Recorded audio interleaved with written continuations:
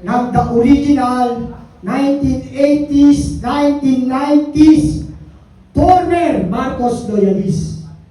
Bakit nasabing former? Huwag po kayong malito. Dahil kapag sinabing former, kami ay mga dating sumusuporta at Marcos loyalist. Pero ito po ay kapanahunan ng kanyang ama na si Ferdinand Emmanuel Edralin Marcos. Ngayon po, nandito po kami ngayon upang opisyal na ideklara ang aming buong puso at suporta kay Sara Duterte. Hindi ko na nilagyan ng BP kasi siya ay ino-consider ko na magiging Pangulo ng bansang Pilipinas. Para sa pagka-presidente ng Republika ng Pilipinas sa darating na 2026 at 2028. Onward. Ibig sabihin, dahil kami ay nag-withdrawal of support na noong February, kami ay nag-withdrawal of support sa pamamahala ng BBM, kaya hindi namin nga kinukonsidera na si BBM ay aming Pangulo. Mula sa poll, ever since nung nawala na si Apo Marcos, ano lang kami, as advisor, ang grupo. Hindi ako nag-leader as advisor, pero ever since, kasama na kami sa coup. Alam ko, mga kasama ko, mga military, kasama kami. Pero, hindi ko sinasabing, kaya yung mukha ko kilala as loyalist. Kaya ako nagising siguro ngayon. No, akala ko itutuloy ng anak yung ginawa ng tatay na maayos. Kaya, as a supporter, no, tsaka hindi ako katulad ng iba na kung makikinabang, okay. Ang importante sa akin, bayan. Lahat nagmakalan. Namimili ako. Imagine, nag-umpisa tayo sa sibuyas, sa bigas, lahat ngayon. Siguro nung pandemic kung si Marcos na nakaupo, baka marami ng tahimik tayo, patay na ngayon. Kaya, siguro, hindi kami pumaligtad. Inaamin ko na budol ako. Kinampanya ko yan. Pinaglabang ko.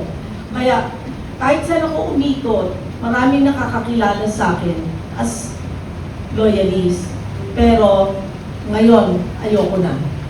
Kaya, hindi ko masasabing marami akong grupo kasi supporter ako ever since. From coup hanggang ngayon. Pero ngayon, ayoko na. Sorry. Reggie Juliano po.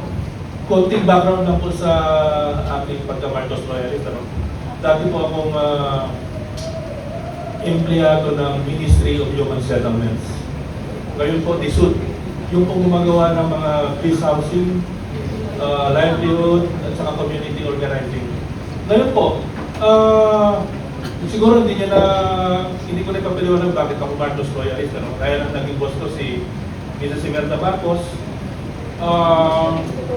Nagkataon lang po na ngayon siguro, bakit hindi ako Marcos loyalist ng junior. Pero ako po ay loyalist ng senior at saka si Madam Imelda. Ang aking pong ginagalawan po ay hindi lang po Marcos loyalist organization. Nakasama ko po yung mga dating 1980s dahil po ako po isa sa tinamaan sa EDSAhan 86. Nawalan ako ng trabaho.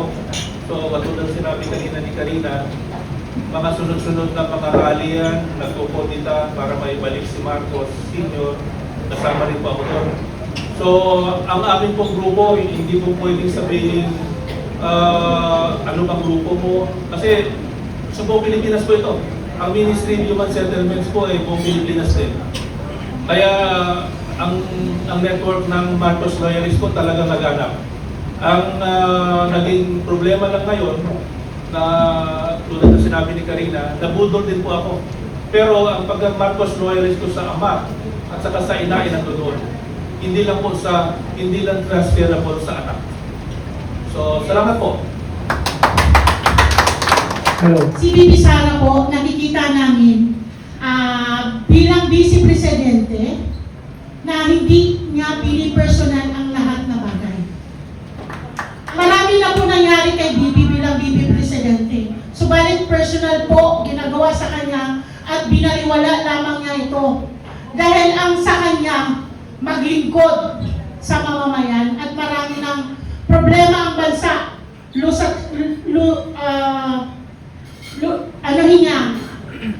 Lubog na ang bansa. Ang inisip niya kung paano tayo makakaahon. So, sa dami na pong Vice Presidente sa Pilipinas, itatanong ko lang po, yung ginawa po ba ni Bibi Sara bilang Vice Presidente ng bansang ito, nationwide po na may network ang BP, right? Di ba? Ang dami ng opisina sa iba't ibang lugar. Ibig sabihin po, sa oras ng sakuna, mabilis lang ang kanyang tugon sa pagtulong sa kahit anong sakuna. Kahit ano pang nangyayari sa lugar na yon, mabilis kasi mayroon siya doong opisina na mabilis maiparating, responde ang tulong ng isang BP Presidente. Ang ginagawa po ngayon ni Bibi Sara po, Pangulo na po eh. Dahil sa Pangulo, sa ngayon, karamihan po, hindi lang ilan, nangangamba. Dahil makikita naman natin, walang leadership. Diba? Makikita natin ang OFW. Walang direksyon kung paano sila aakapin sa mga nangyayari ngayon sa silangan, gitnang silangan. Hindi katulad dati ng dating Duterte na pandemic, instead na lahat manganib, matakot. Pero dahil sa serbisyong Duterte, kahit nasa loob lang ng bahay, busog kami. Nabuhay kami kahit walang trabaho. Ang nangyari ngayon sa bansa na to, sana mag-isip na ang lahat. Bakit po? Dahil pa natin pandemic. Dahil during pandemic, ang gasolina hindi tumaas. Ngayon tumaas ang lahat. Tumaas ang lahat, pero ay dinayan pa rin sila.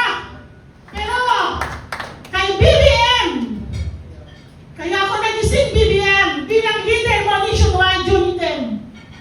Dahil ang ginagawa mo, puro hindi denial, puro promising, puro pangako, at puro patawa-tawa na lang, nasa seryoso na ang bansa.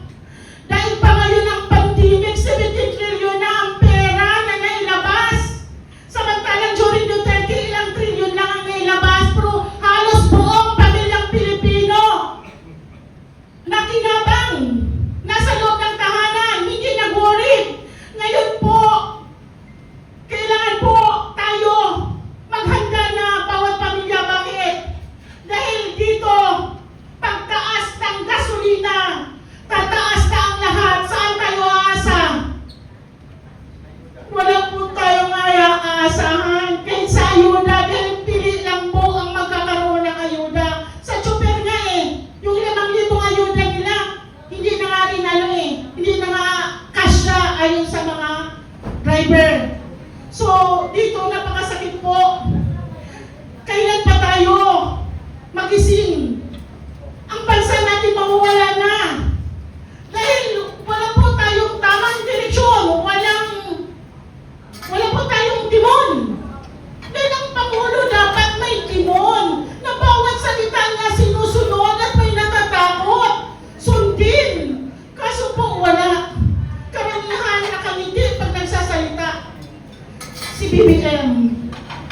Kahit bata, pag naririnig na nagsasalita siya, nakangiti lang siya. Nakangiti ang mga kabataan. So, wala po talaga tamang direksyon. So, ito po ang masasabi ko. Bilang loyalista, dati, na mga Marcos, ako'y nagising na hindi na kayang